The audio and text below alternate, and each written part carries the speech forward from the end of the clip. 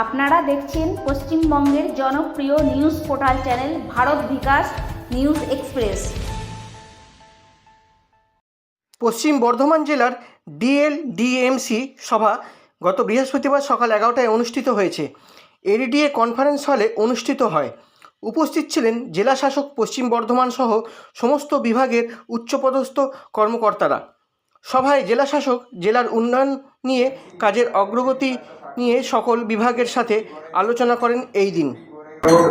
থেকে শুরু করে বড়গ্রাম থেকে শুরু করে বিএনআর মোড়, ভগৎ সিং মোড়, বিএন তারপরে ফলপুর রোড, এখানে তো কার্নিভাল হবে আমাদের দুর্গা পূজা, এখানে কয়েকটা পূজাও আছে, বড় বড় পূজাগুলো এখানে তাড়াতাড়ি কাজ করে নেক্সট 2 to 3 days আমরা সাইডে রেডি করব।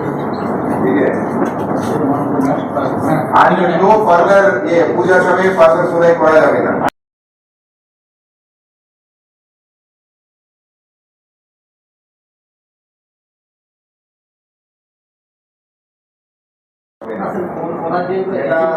More than 20 lakh আছে, 20 lakh, 25 lakh, 30 lakh, more than I suggest more than 25 lakh, more than 25 lakh এর এস্টিমেট ডিপার্টমেন্টে পাঠিয়ে দিন।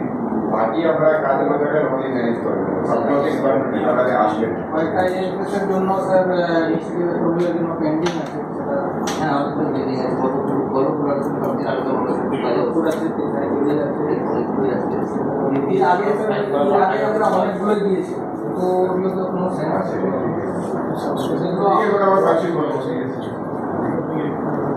আসলে পারমিশন কি অবস্থা আরবি নির্মাণ হবে, ঠিক আছে, আরগুলো সেটা তো জমি নেওয়া ব্যাপার হবে, আলাদা প্রজেক্ট হবে। প্রজেক্ট মানে একটা শুধু কাজ করে দেওয়ার প্রজেক্ট হলে ঠিক আছে, এখন ওটাকে ক্লিনিং করে একটা ক্যাপাসিটি বাড়িয়ে দিলে সেটা একটা আমরা করতে পারবো। এটা কিন্তু আমাকে ওনার যেটা বক্তব্য হচ্ছে তাতে ওনার যেটা চাইছেন যে জলটা আপাস ক্যাচমেন্টের জল একটা ড্রেনেজ ক্যানেল আছে ওদের ভিতর দিয়ে সেইটা বলছে ওদের নেবে না, সেটা বাইক দিয়ে দিতে হবে।